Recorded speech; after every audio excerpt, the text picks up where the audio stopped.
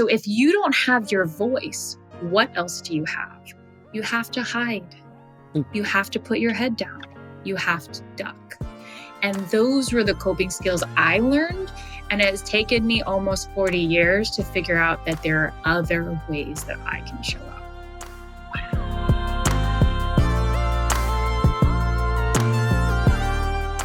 Hi, everyone, and welcome to Couched in Color. This is like one of my favorite things to do. It takes a lot of work, but I just love it because I get to do incredible things with amazing people. And one of these amazing people that I get to do this incredible thing of having a conversation with is my new dear friend. She's going to just be my dear friend, even though she don't know it. I'm just going to tell her that she's my dear friend, Dr. Jenny Wang. And Dr. Wang runs a whole bunch of stuff. She's a whole lot of things. And I'll let her introduce so I can hear it exactly right and you can hear it exactly right. But one of the things that I really admire her for is a new book that she has out. And she's going to talk about that as well. But I just have to say, going into this conversation, how meaningful it is to me to have us as two women of color sitting here having this conversation about something that we're both passionate about as mental health professionals, as psychologists, as people in this space. And that is the mental health of those of us who identify as people of color and all the intersectionality that goes within that. So to start, Dr. Wang, I would really love it if you would introduce yourself to our audience, and please, right at the beginning, tell us the name of the organization you run and tell us the name of your book, because I want everybody to go out and buy this book. It's everywhere and like selling like hotcakes. And like I have a really good friend, Dr. Helen Sue. She just posted it on her IG, and I was yes, go get that book.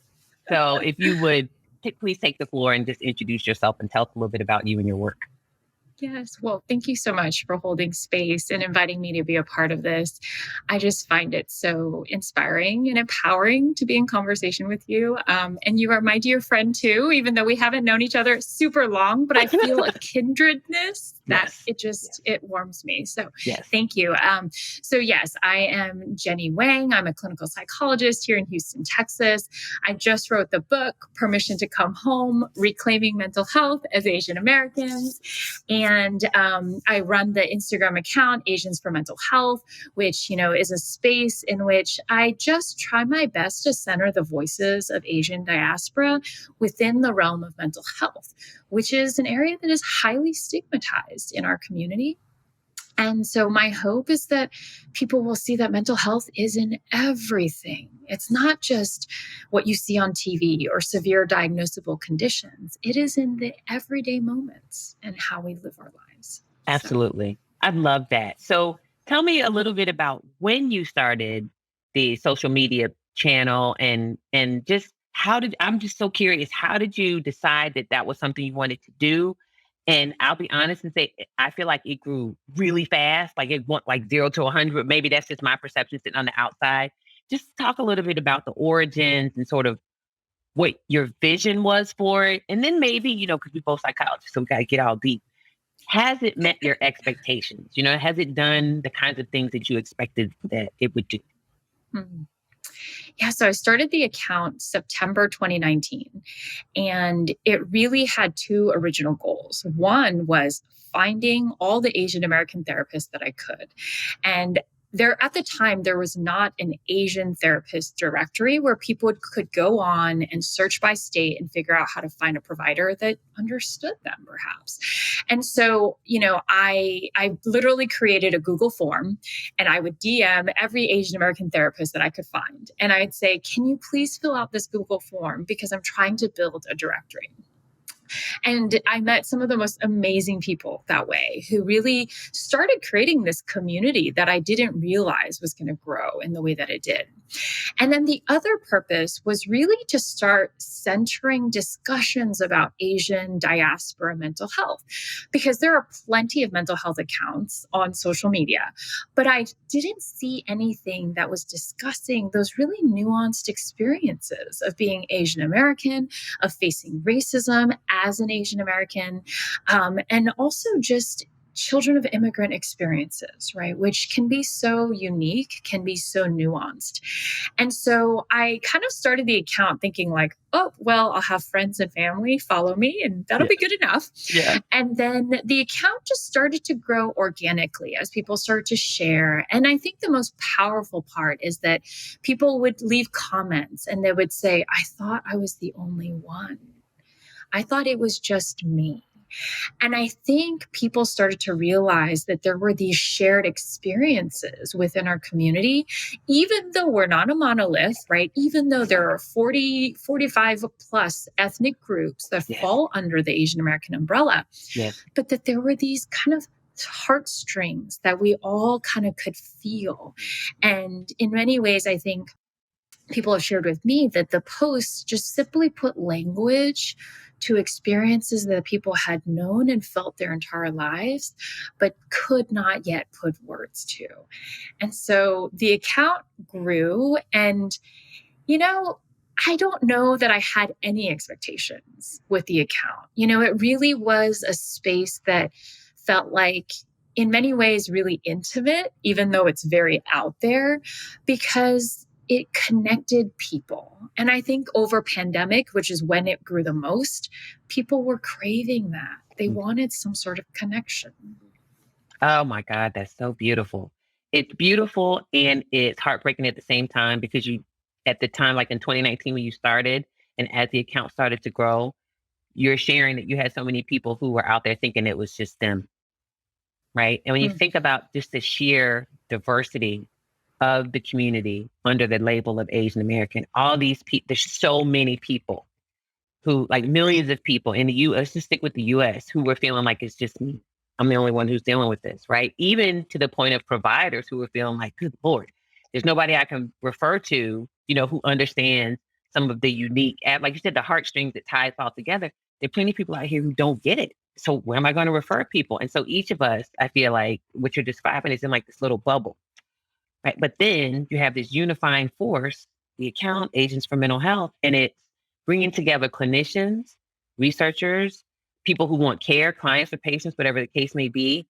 And it's just a place where everybody can come together and really build that community. So I would love to hear, this is so exciting for me. I would just love to hear, are there any outcomes from this that you can share that really speak to what you've been able to build just by creating this community that you didn't have, a whole lot of expectations for besides your two goals? And I do have to say this, just as an observation.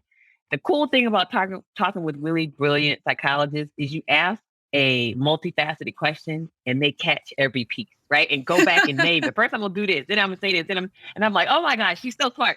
So I just love, I'd love that you carry that thread and keep coming back to it. And I'm like, yeah, that's our training, right? It's sort of like when we talk to patients, we'll ask like 15 questions.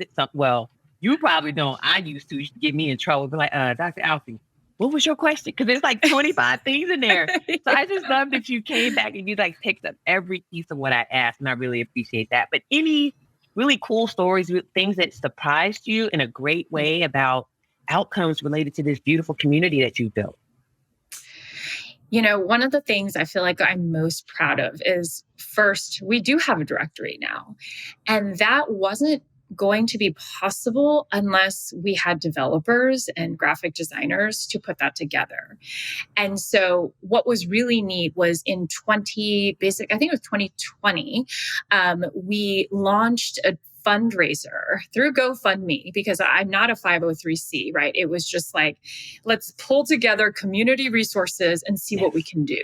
Yes. And so we were able to raise, over $20,000. We had, these Asian American creatives, developers, graphic designers who worked and did this out of an act of love. They basically only took an honorarium or they did not take any money at all, which meant that the directory was built for very low cost. And then everything extra went into a mental health trainee scholarship for Asian Americans. And so to me, I feel like that was a perfect example of how community, when built, creates so much good in this world, right? And as an Asian American, I remember going to school, taking on student loans, thinking to myself, this is going to take forever to pay off, right? Yes, yes. And being Asian American, we go into this field knowing at times that our families may not support us. Our parents have no idea why we would do this over iBanking, over medicine, over law, right? And so sometimes we feel really isolated and alone in this journey towards pursuing a career in mental health. And so this scholarship really was a way for our community to say, no, we need you. We need you to persist. We need you to fight through really white academic systems. We need you to fight through, right, the harm that you might experience under supervision in order to get your license because the community values your work. What was really also amazing is that we had 15 plus reviewers who donated their time. They were academics, they were professors, they were psychologists, individuals with diverse backgrounds who reviewed all of the applications. And we had almost 200 applications for this scholarship. And so it just felt like a love offering from all pieces and all parts of our community. Yes. And I think in many ways affirmed a lot of us in saying, we exist, we are here, and who is going to help us but ourselves? Ooh. Wow, I get chills. There's so much that resonates in the context of speaking about Asian American mental health professionals and graphic designers and professionals and community members coming together to do this, because there's so much harm that happens in these established systems that people sort of force us to go through to get to do what we love, right? So as a mental health professional, both of us as doctoral level psychologists, now I don't know about where you went to school, but I know that through graduate school and then into starting my career as an academic, I tell people all the time, child, it won't nothing nice. These people, they be out here tripping.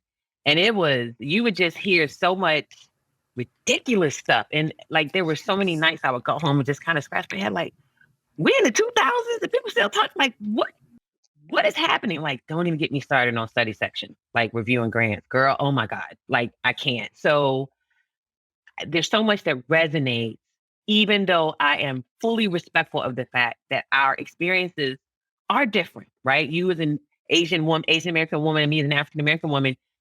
And there's that shared experience of being traumatized by these systems. And that's not a good thing to share, but there's that shared experience. And so this just really kind of takes me off on this tangent.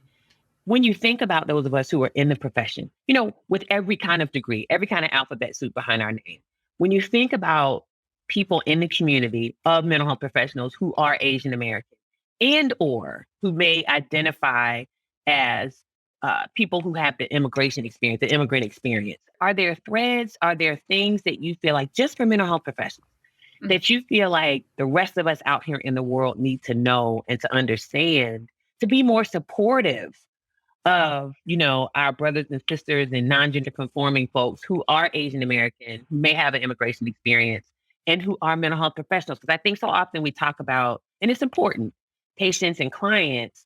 Sometimes I think we forget that mental health professionals are kind of working through some stuff too. And your point about these toxic systems, you didn't say toxic, I'm going to say toxic. These toxic systems that we have to survive and endure to get over here to do this work. I don't know that we talk about that enough. So do you have any just general thoughts about that? Yeah, it's one of those things where I feel like I always say to my kids, like, you only have control over what you do and how you show up, right? But people in this world are going to look at you in one glance and they're going to decide about who you are and what spaces you can exist in. And so I think as professionals of Asian American descent, right, we are having to, in many ways, hold those spaces of being thought as lacking leadership, non-assertive, quiet, shy, all of these narratives that I think I internalized too when I was in training, right? Was I just have to keep my head down because the hierarchy in academics is so rigid that I can't necessarily question the system. I can't say, perhaps let's do it this way. I can't offer feedback because that compromises my quote unquote professionalism. And I think academic settings or corporate settings, professionalism has been used against people of color for so long. And so in my training, I think that I had to, one, figure out how to manage my own terror and fear of showing up with some level of assertiveness and self-advocacy. And for the longest time, I thought, it's just me. I'm not strong enough to be assertive. I'm not loud enough to advocate for myself. And it wasn't until I started really looking deep into my own racial trauma, my own racial identity, that I realized, wow, actually, this is something that has been carried across generations. Because when my parents came here, they didn't speak English. So did they fight back? They literally could not. They could not put the sentences together to say, this is wrong and I'm being mistreated. So if you don't have your voice, what else do you have? You have to hide. You have to put your head down. You have to duck. And those were the coping skills I learned. And it has taken me almost 40 years to figure out that there are other ways that I can show up. Wow. Dr. Wang, it's rare. It is rare that I'm speechless, but I am honest. I am truly, just to hear it, it just makes my heart hurt to think about what our ancestors, our parents, our grandparents, like what they went through, and to hear just the striking similarities to how people learned how to cope. And to hear how for so many of us, right, I'm just going to relate to what you shared. So many of us, that idea of if you keep your head down and do the work, it'll work out. Because that's the myth, dare I say the lie that we're told. And it just resonates with me so deeply because I can think of, there were multiple moments, but I can think so clearly of moments where the light bulb came on. I can think of two right off the top of my head as an academic, where it was like, oh, it doesn't work like that. It really does not work like put your head down, keep your mouth shut, do your work, and you will achieve what you're supposed to achieve. Girl, it does not work like that. And so I think the realization when it hit me, because I'll also tell you this, just thinking about my ancestors, the people who came before me. I don't know about your parents, but I know that what I heard in my family was you get a job, you keep a job. Like you know what I'm saying? Like you keep fighting it, like keep fighting through it. It was it wasn't like buck up, but it was really just keep fighting through it. And I had this mentor, his name is Dr. Carl Bell. He passed away in 2018 or 2019. He's a Black man. And I remember when I started on the path of academia, I remember he said to me, I said, I think I want to be an academic. He said, oh, you want to work like a dog and then keel over and die. And I was like, wait, what? Like, what? Right? You know what I mean? And I just loved him. Anybody who knows him knows whatever he thought, it came up and it just came out. He did not pull any punches. And so Dr. Bell was one of those people, you loved him or hated him. I loved Dr. Bell because I always felt like he was real with me. On this side of it, after having been out of academia for about 4.5 years, praise the Lord, thank you, Jesus. And I get it. Yeah. Because Dr. Wang, that's what even as a graduate student, when I look back, that's what it felt like. It was this hamster wheel. Yes. And I could never get off the hamster wheel. And I would watch some of my colleagues who happened to be white, not all white people, right? But I would watch their trajectories like this on multiple papers, getting invited to go present at conferences, right? Like getting federal grants as graduates, right? You know them F grants, them F-31s and F-32s. I didn't even know what that was. No one ever said that to me.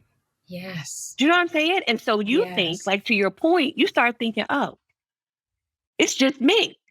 But to hear you say it, right? We're probably like a decade apart in age. But to hear you say you went through the same thing like 10 years after I did, and you're an Asian American woman and I'm an African American woman, and there's so much of it that's so similar. That's like, I feel like this is rare too. being speechless. And I feel like I'm in therapy. Like, you are really helping me heal. Seriously. And there's not too many people who can do that for me. You're really, truly helping me heal. So I just want to appreciate you so much. And watch this segue. Appreciate you so much for giving me permission. Hello. Permission to own and honor my experience. Right. And so this idea of permission, truly, you as a millennial giving a Gen Xer permission. My dad was just saying it this morning. Like, he was literally saying, I tell everybody, my daughter's Dr. Alfiee, and she always says millennials gave her permission to be who she is fully. He's right. Because the millennial generation said, no. This is who I am. You're going to deal with me. You're going to deal with all aspects of my identity. Do you know what I mean? Like, so you all did that. So what I'm curious about really is this idea of permission, and this idea, the title of your book, Permission to Come Home. And you say the book title again, and please give me the subtitle because I don't want to get it wrong. Can you talk a little bit about that? Just where did the title even come from? Yeah. So the book's called Permission to Come Home, Reclaiming Mental Health as Asian Americans. And I will tell you, I knew the title before the book even. I mean, it was one of those, like, I don't know if you have a religious or faith background, but it was like one of those moments where it's like the light shines down and you're like, this is it, right? And because, so the idea of permission, right? I think as a person of color, we have been structured to ask for permission our entire lives. Can I be this? Can I do this? Can I enter here? Can I exist? Can I be enough? Right? And then I think coming from Asian culture, we're very much wired towards family and community. So is this okay? Can I love this person? Can I pursue this career? Can I live this way? And so I think I wanted us to really meditate on this idea that perhaps we can start claiming permission over parts of our lives, right? That our whole lives, we might have been encouraged to look outward for permission and to realize that I actually have the ability to give myself permission to move towards better mental health, but not only that, more freedom, more healing, more empowerment. And so then coming home, right? I think as an immigrant, I never really feel at home. I go back to Taiwan and they're like, oh, your Mandarin's not good enough. You're too tan in Asia, right? That colorism is rampant in Asia. There's always something about me that makes me foreign in my homeland. And then here in the United States, right, I'm being told to go back to my country. I'm being told that I'm the reason why there's COVID. There's never a sense of belonging or acceptance. And so I think coming home was an idea that I felt like I had to work through for myself. And finally getting to a place where it was perhaps not a place, maybe not even people, but it had to be a condition of being that I had to create for myself. And I think my favorite quote that I think I mentioned in the book as well, James Baldwin, right? Yes. He says that perhaps home is an irrevocable condition, a place that I cannot be cast out from or disregarded in.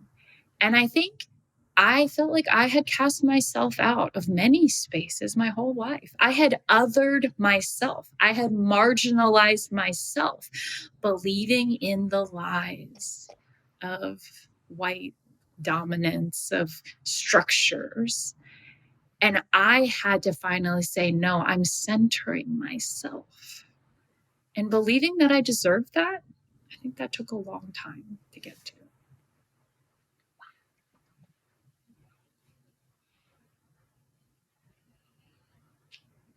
That's so powerful.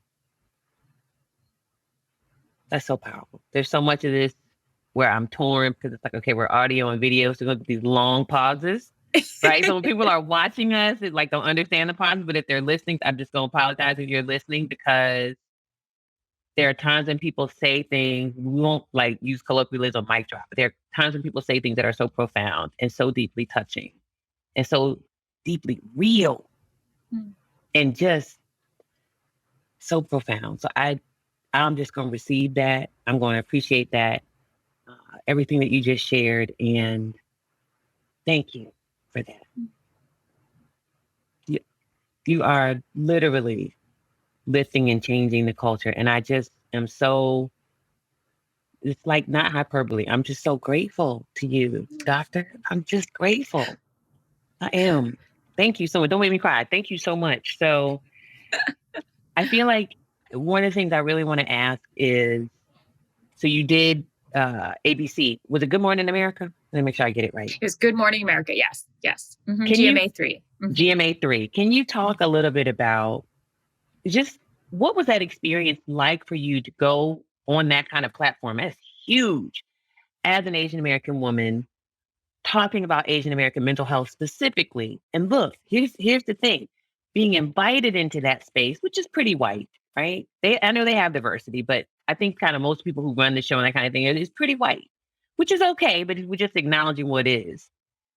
Going into that space, being invited. I think about the arc from being in school and being told, yeah, okay, that's nice, but don't do too much of that. We don't want you to be too Asian. Like, just sit over there and learn these principles and just be quiet, right? To literally being invited, please come talk to us about what was that like for you? It was extremely humbling, I will say, right? Okay. Because there are so many Asian American therapists, right? There are so many amazing people in our communities. And so honestly, I felt like it could have been anyone, right? But at the same time, it felt like a gift to be able to represent our community in a way where it was like, no, I can allow you to see me because I can appreciate that I can take up space and be visible. But you bet I'm going to do my best to point back at this entire community that I'm standing with, you know? And so it was humbling, but it was terrifying because I feel like as a person of color, and especially as an Asian American, invisibility was how I protected myself. And so being on national TV meant that I was stepping outside of the shadows. And that invites all kinds of reactions, right? And I think that the only way I had the courage to do that was to say that I have a whole bunch of people who have my back, and I have a whole community, and not just the Asian community, but many other communities who believe that this message is an important part of the story to tell. And that we are just as much a part of America as any other person who exists here, right? So the arc, it feels like it is just the beginning. And I think that gives me hope, right? That our communities are saying, you know what? We are going to stop the silence around mental health. We realize the cost of being silent, and it is literally killing us. And I think that if there was one person who saw the segment and said, oh, there are Asian American therapists out there, I might consider going to therapy. That's enough. I don't need the accolades. I don't need the attention. I just need people to realize that it's possible for them to prioritize mental health. I love it. I just love it. I love it. And I'm going to pick up on this thread of community and cross communities. And one thing you and I were talking about before we started that's really important to you, and hearing you articulate it is really important to me. But I'll acknowledge I haven't done as much as I should have done. I feel like I don't want to should on myself. I haven't done as much as I would have liked to do, right? And so I feel like for me, this is an opportunity, giving myself permission to just go out there and ask the questions, connect with people, right? Because one of the things at the Coma Project is we try to be really intentional. We are very intentional about ensuring that all young people see themselves represented. So I had a young person call me today who's LGBTQ community, who's a young person of color, not Black, and say, this was like a 17-year-old kid. I saw you all online. This is the community I want to be a part of. Please let me know what I can do. And I was like, yes. That's what we want. So I always tease and I tell people, I said, look, Anybody who feels like there's no other space for them in this world, young people and young adults, no other space for them in this conversation around mental health, come be with a Coleman Project, right? Because if we can't give you what you need, I sure know probably everybody, right? I know I can get you connected to people who can really give you what you need, but we still want you to be here with us, but get you plugged into the communities that you need to be plugged into, because we are so isolated. So this idea of these cross-community collaborations, I know that for us as Asian American and African American folks, our communities have a history, not always so good. And now for full disclosure, I grew up in a very, I shouldn't say racially diverse. There were really 3 racial ethnic groups. I'm from Virginia Beach, Virginia. So there's a huge Filipino population, right? It's predominantly white, and then there's Black folks. And that really, those were the communities. We did not have a very large, if at all, Latinx, Latino population at all when I was a kid. That's changed, but it wasn't when I was a kid. And so I can just remember the relationships were really sort of Asian kids and like Filipino kids and white kids, or Filipino kids and Black kids. But I don't remember too much of like sort of cross-pollination. I should say Black and white kids and Filipino and white kids. I don't remember a lot of Filipino and Black kids. Matter of fact, I can remember one kid, and I'm not going to mention his name because I don't want to like call him out. But he was the only person, actually he's a Filipino kid, who went to Norfolk State University, which is a HBCU, because his whole social circle was Black people. He was best friends with my brother, my younger brother. But you know what I mean? Like the fact that I can still remember that one person tells you what those relationships were like. So there wasn't animosity. I think there was just a lot of, I guess, maybe apprehension. And so we didn't connect with each other. And just, I think about how much stronger we could have been if we would have had like a Student of Color Alliance instead of the Filipino Student Club and the Black Student Union. Like, what if we had, just if that possibility had been there? Do you know what I'm saying? So I'm just curious about this idea of what your thoughts are about how, like, what prevents us from building these cross-racial, cross-ethnic collaborations? Because it could just be, particularly in the space of mental health, they could be so powerful and help so many more people. 100%. Yes. I think there's a lot of history of pain between communities, right? Like you think about what happened with the LA riots, right? Yes. And it's a perfect example of how, in many ways, the dominant structure set up communities to bump up against each other with so much friction. Yes. And let's be honest, as human beings, when resources are limited, what are we going to do? We're going to try to protect ourselves. Yes. Survival is the mentality, right? And so when, people are feeling like the system is already stacked against them, they're going to play out their trauma and pain through the path of least resistance. And what are those paths? Other vulnerable people. And so I think that, and I've talked with many other colleagues who we've said, there's so much tenderness between the Black and Asian communities or African American communities because our parents have been sold lies about each other, right? And those lies then seeped into how they taught the next generation and the next. And I mean, even within Asian culture, there's already the history of colonialism, imperialism. So colorism is already rampant, right? And so then when you come outside of the community and you say, how do I hold space for another person in their pain? That's very difficult to do if I have not addressed my pain, right? And I always use the analogy, like if I have like a major gash in my leg and then somebody comes along and says, oh my gosh, I have a gash in my arm, I can't attend to that person's pain when I'm bleeding out, right? Right. And that's why I think the Asian community, because we have had so little language, understanding, education about racial trauma until maybe even the last couple of years, Agreed. We are in our infancy of our own racialized healing. Right. And that's why it gets into this like oppression Olympics, That's where it. it's like, That's they it. had it worse. No, we had it worse. Right. I can't hold space for your pain when I'm in pain. Right. And I feel like we need to move towards healing ourselves. Yeah.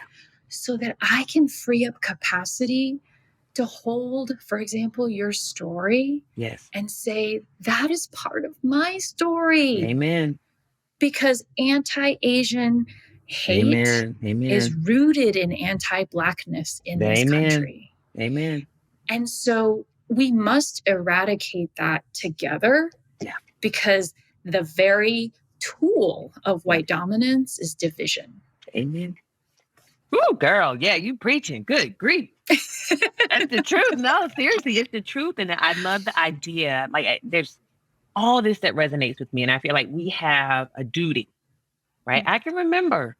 It's just making me think I don't want to name any names. I don't want to name any stories, or people will be like, she's talking about me, because they know who it is. But I just remember the challenge being a teenager and having a friend group that was Black and Filipino, right? And I always had a fear, I can't bring those two together because I don't know what's going to happen. Do you know what I mean? And so it was always, like you said, about never feeling really home any place.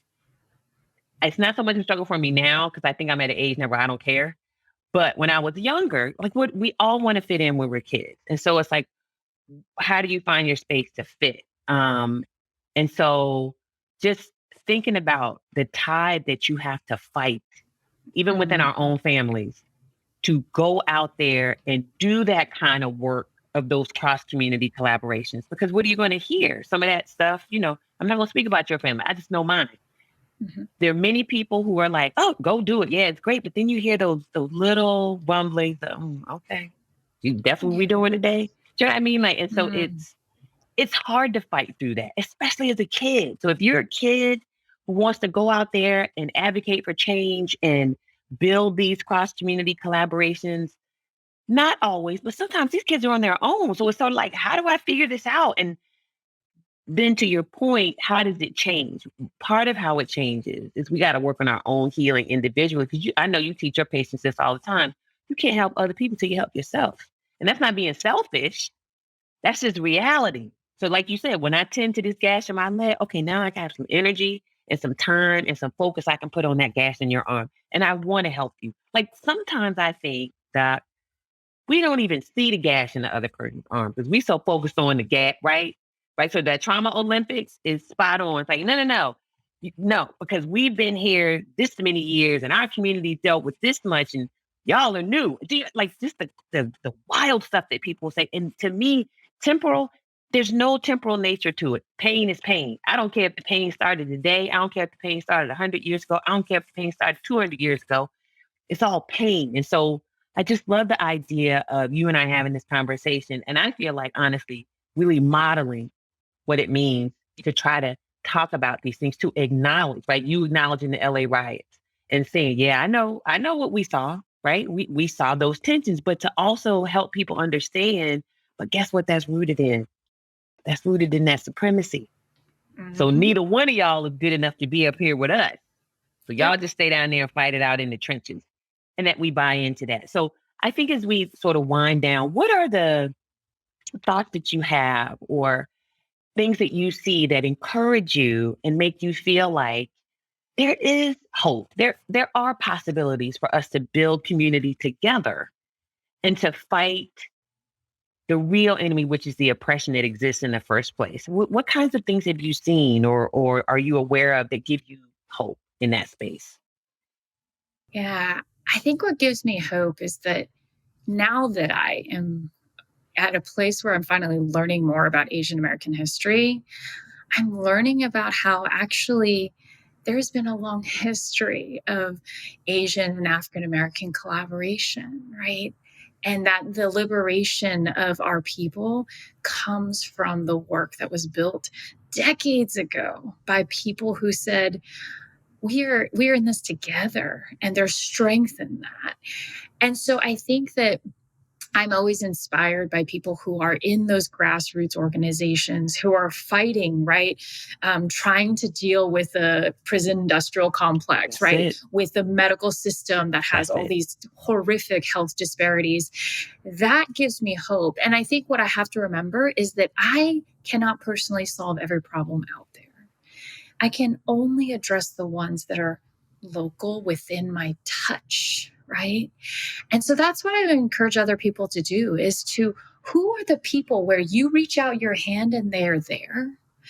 And I have to be in the business of being curious, and I have to check my ego when I try to do this work because I'm going to get it wrong, right? One day I'm going to say something that is offensive to somebody outside of my community, and I have to be willing to be humble enough to be corrected for my own good as a gift of love from that other person.